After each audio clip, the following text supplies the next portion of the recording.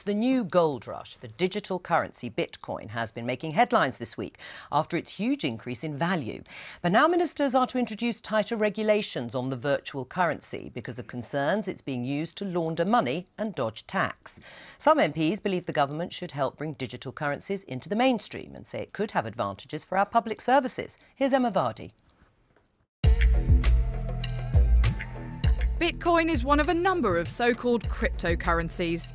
Unlike the notes in your pocket, it largely exists online and isn't printed by governments or traditional banks.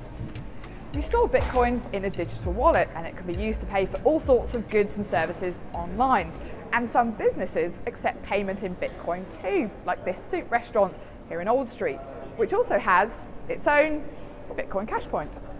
There is an advantage, and that's lower transaction fees. If you compare the fees of accepting Bitcoin compared to credit card fees, which, especially if it's Amex, can be very high. It's quite nice being, the underdog against the banking system. Until now, people have been able to buy and sell Bitcoin largely anonymously. So apart from just buying your lunch with it, police say it could be used on a much bigger scale for money laundering by criminals. Now the Treasury wants to regulate Bitcoin and other cryptocurrencies. Regulators need to look at consumer protection, and I think that's probably one of the issues that we really need to address and take seriously. There's no protections actually in Bitcoin, so if you go to the bank, you've got a £70,000 buffer that they will guarantee for you. No such thing with Bitcoin. You are effectively your own bank.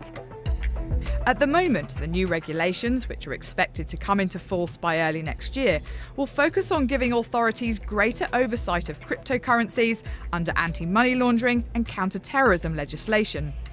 The identities of Bitcoin users will no longer remain anonymous, but some say the government should go much further. We ought to be leading the way in how we can apply this for social good as well as for economic gain by encouraging Bitcoin and that side of the cryptocurrencies, in that side of this new technology wave, by regulating it properly and allowing it to expand.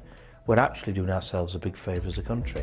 John Mann, a member of the Treasury Select Committee, says he wants to see the government carry out a much fuller inquiry into the potential use of alternative currencies for public services, and believes the government should look at how they and the underlying technology called blockchain could be used in future by authorities.